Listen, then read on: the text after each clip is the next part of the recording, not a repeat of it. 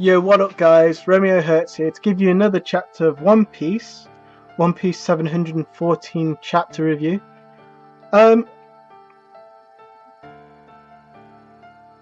Let's not, we'll just go into it.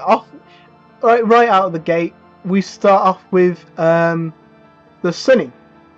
What's going on with the Sunny girl? And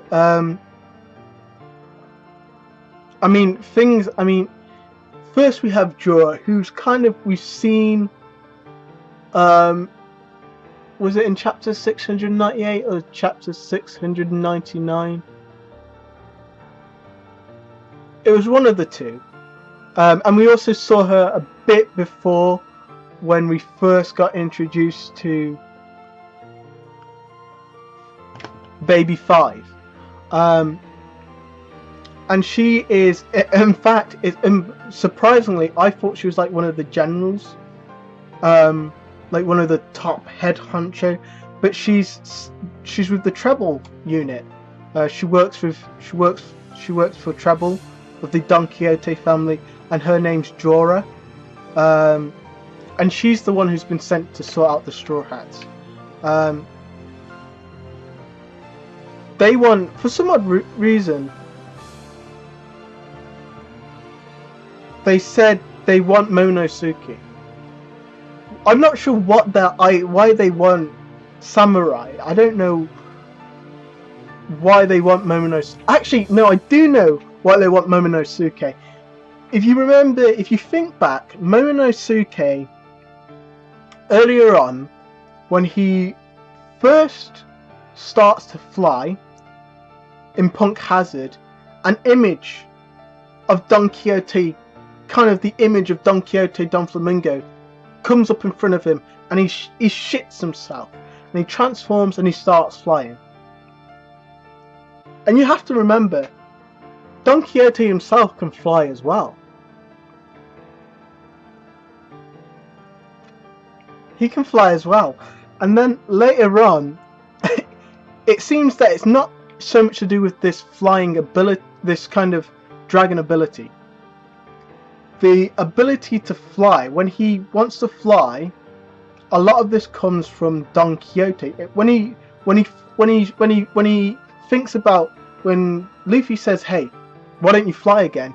Momonosuke thinks back and he sees Don Quixote and an after image of Don Quixote saying, "Who are you?" And it's always got something to do with flying. So does that mean that there's some form of haki here?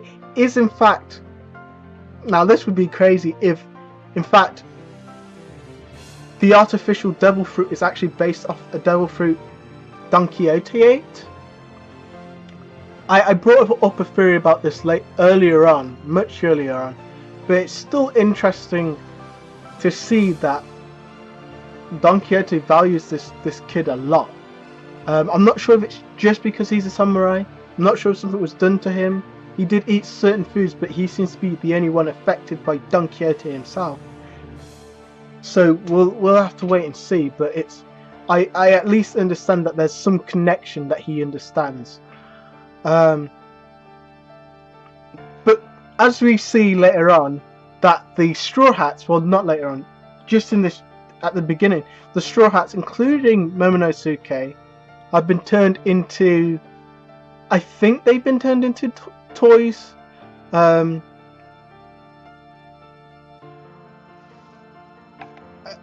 Nami pretty much remarks that they need to draw her away from the Sunny Girl because she's changing everything. Her ability, whatever it is, allows her to distort the image in her head to make it more like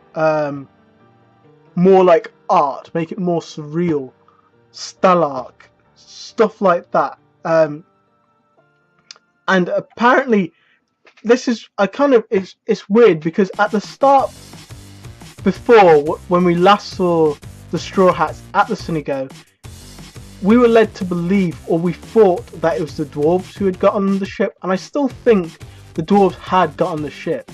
But then Jorah came later. Now Jorah's ability, basically what happens is she thinks of an idea or an image, pulls it, and it kind of bubbles into a hand of a thought, and then she seemingly can burst it or slam it down, and then it affects everything that's hit, living, organic or inorganic, living or unliving. And basically the Sunigo has been, well, to say warped is one hell of an expression. I mean, I personally think it's fucking disgusting, but wow, just like wow. But this also might explain like why they are toys. Though I don't quite understand. Do people want to become toys? I mean, the art isn't so much different from a lot of Italian works. Italian surreal artwork. So being distorted in this fashion isn't too surprising with the theme of Dressrosa. Speaking of which, we move in further into Dressrosa, the Corrida Coliseum, and you have Ricky, and Ricky's got his shit wrecked, and he's trying to act like a tough guy. He's like, I'm not fatally wounded, when he actually is. In fact, you see a bit of Ricky's mask broken, and you see that his mustache is white. Yeah, he's an old man. He's very old. And Rebecca sees him. She leans down. She says, you really need to get sorted out because you're bleeding like a struck pig. And Ricky thinks back, and he says, Rebecca, forgive me. And I'm guessing Rebecca is his daughter, his charge, his ward, whatever. And he had to leave her to do something, pursue ambition, get revenge, get justice. We don't know. But Rebecca doesn't recognise this. I mean, the guy's got a helmet on. He barely talked to her, and it might have been a long time since she's seen him. So But then we move inside the Colosseum to the Don Quixote family staff quarters, and Bellamy is pretty much telling Diamante that Luffy's fighting, and that he's going to be in the tournament. And Diamante says, well, wait until after the tournament. And Bellamy is surprised that Joker wants him to kill Straw Hat. It's like, what? Straw Hat? I mean, me, I'm like, how the fuck is Bellamy going to touch Straw Hat? And Diamante says, he's a softie, giving the loser of the tournament a chance to redeem himself. And he's pretty much saying that assassination is child's play. He's not asking Bellamy to go defeat Luffy. He's not asking Bellamy to kind of beat him bloody, anything of that. He's saying, you go in there, you kill him, you do whatever you have to do, betray him, trick him, kill him, and he wants it resolved before the tournament reaches its conclusion. I can understand that, because Luffy's a threat. He's a really big threat. 400 million belly, I mean, come on, bro. Don't fuck around with that kind of guy. But Bellamy thinks back and he's like, well, Straw Hat cheered for me, even if I do, there's the fact that he might become an officer, which is really good for him, but at the same time it's like, but then we move on and we see Bartolomeo. He's got this massive, heavy ass fucking suitcase made out of metal. It's all barred up. It's got this danger sign, hazard on it. And he sees Cavendish and he says, someone told me that you've got a hard-on for Mugiwara. And Cavendish is just back off, saying, leave him the fuck alone because he's mine. Bartolomeo, responds to that, that I've got beef with him too. I've got some serious problems with him. and he remarks that he and I go way back. Now, I already know people are going to be like, oh, is he Sabo? Is he not Sabo? Is he related to Sabo? Who is he? I don't know who Bartolomeo is. I usually have good memory thinking back, but he's either someone we haven't seen with Luffy's past. I don't know. I really don't know. I don't know what relationship they have. So it's going to be interesting to find out. You know, and it might be we have seen it, but it's been so obscure. And then, I mean, that's been a theme throughout this entire arc, is that Oda is bringing back a lot of things that have been obscure in the past or of trivial relevance, and is making them a big deal. And basically, the Corrida Coliseum, shit is going serious in the Coliseum. People are falling out left and right. People are getting mashed up. There's a giant called Hadrudin. And he's pretty much saying, look, you think I'm crazy now, wait until I become a Logia user. Have you ever seen a giant as a Logia user? Mera no me, bitches. So, and I mean, no one can really compare to this guy. He's just stomping through everyone, just breaking balls, man. No one can handle him. And you know, you have Don Chin Chow and the Frankie, the Funk brothers, and other contestants fighting in another section of the arena, of the Coliseum arena. And then you've got the Bull, and the Bull is charging through everyone, I think he's got like 21 people he's sent over into the water. But there's someone riding him, and the crowd is laughing. They find it hilarious, and it's Lucy, or our man Luffy, and he's riding him, and everyone's like, oh fuck, this guy's great. And Gat loves him as well, and the one of the other speakers has to remind him again to remain neutral. You're an announcer. You're not a spectator, a commentator. You're meant to hold neutrality. But you know, it's Luffy. We all love Luffy. Everyone else loves Luffy.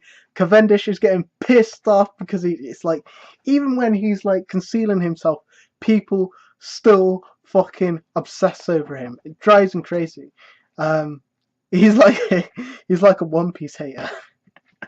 And Rebecca finds him interesting as well. Really likes his attitude. But the Bull runs right into Hadrudin. Can't say his fucking name. And it pierces his leg a bit. But he looks down and he's like, what the fuck? And the crowd are, you know, they're all shitting themselves. And the giant just comes down with his shield. Fuck, that Bull, man, that Bull got his shit wrecked. And the entire Coliseum is like shocked that Lucy has been taken out. Everyone was fully rooting for him. The giant can't be matched. And then Lucy gets up, and you've got to remember, I am surprised that his helmet hasn't been broken. But Luffy is a Gum no Mi. He's a Gum user. He's a rubber man. Physical attacks don't harm him at all, unless they are sharp, blunt attacks. No matter how powerful, will not harm him. So he gets up. He sees his bull. His bull's been fucked up. This is Luffy we're talking about. You don't fuck with Luffy's Nakama.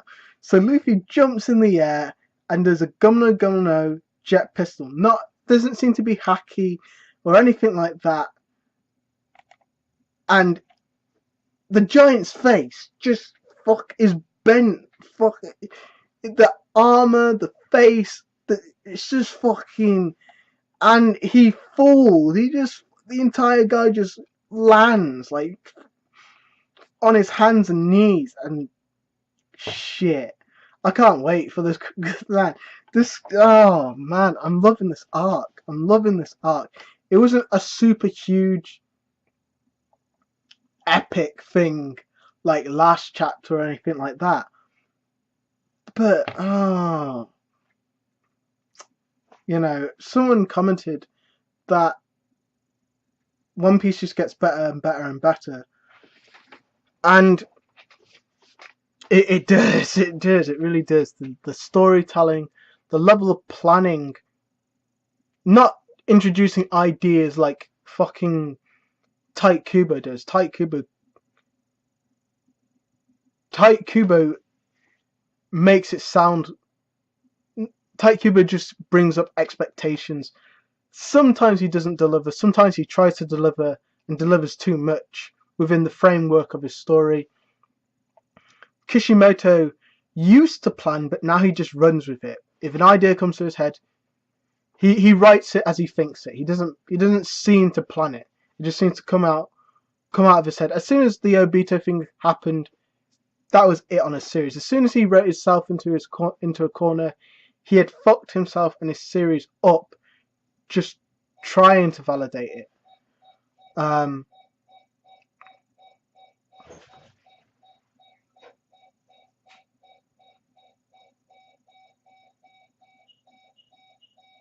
So that's Romeo Hertz here today with One Piece chapter 714 review.